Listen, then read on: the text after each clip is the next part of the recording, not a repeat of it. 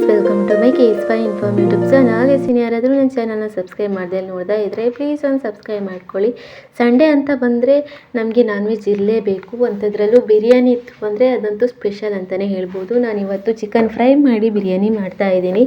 ಇದಕ್ಕೆ ಮೊದಲಿಗೆ ಚಿಕನ್ಗೆ ಸ್ವಲ್ಪ ಉಪ್ಪು, ಹಾಗೆ 1 ಟೀ ಸ್ಪೂನ್ ಆಗುವಷ್ಟು ಅರಿಶಿನ, ಹಾಗೆ 1 ಟೀ ಸ್ಪೂನ್ ಆಗುವಷ್ಟು ಶುಂಠಿ ಬೆಳ್ಳುಳ್ಳಿ ಪೇಸ್ಟ್, ಹಾಗೆಯೇ ನಾವು ಹೋಲ್ ಮಸಾಲೆಗಳನ್ನು ಹಾಕ್ಕೋಬೇಕು. ಗರಂ ಮಸಾಲ, ಅಚ್ಕಾರದ ಹುಡಿ, ಹಾಗೆಯೇ ಪೆಪ್ಪರ್ ಹುಡಿ, ಅರಿಶಿನ ಇದನ್ನು ಹಾಕ್ಬಿಟ್ಟು ಎಲ್ಲನೂ ಮ್ಯಾರಿನೇಟ್ ಮಾಡ್ಕೊಬೇಕು. ಅಷ್ಟೊತ್ತಿಗೆ ಬಾಸುಮತಿ ರೈಸ್ನ ಸ್ವಲ್ಪ ನೀರಿನಲ್ಲಿ ನೆನೆಸಿಟ್ಕೊಬೇಕು. ಅದಾದಮೇಲೆ ಒಂದು ಪಾತ್ರೆ ತಗೊಂಡು ಅದಕ್ಕೆ ಸ್ವಲ್ಪ ಎಣ್ಣೆ ಹಾಗೆ ತುಪ್ಪನ ಹಾಕ್ಕೊಂಡು ನಾವು ಮ್ಯಾರಿನೇಟ್ ಮಾಡ್ಕೊಂಡಿರುವಂತಹ ಮಸಾಲ ಏನು ಹಾಕಿ ಇಟ್ಟಿದ್ದೀವಿ ನೋಡಿ ಚಿಕನ್, ಅದನ್ನು ಚೆನ್ನಾಗಿ ಒಂದ್ಸಲ ಫ್ರೈ ಮಾಡ್ಕೊಬೇಕು. ಫ್ರೈ ಮಾಡಿ ಎತ್ತಿಟ್ಕೊಂಡ್ಬಿಡಬೇಕು.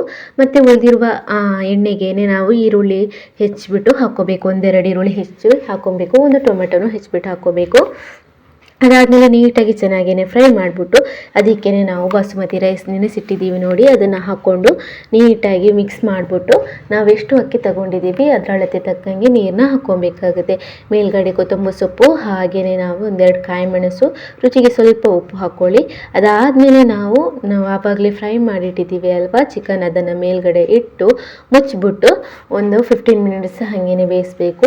ಅಷ್ಟೊತ್ತಲ್ಲಿ ಚಿಕನ್ ಬಿರಿಯಾನಿ ರೆಡಿ ಆಗುತ್ತೆ. ಸ್ಪೆಷಲ್ ಆಗಿದೆ, ಟ್ರೈ ಮಾಡಿ.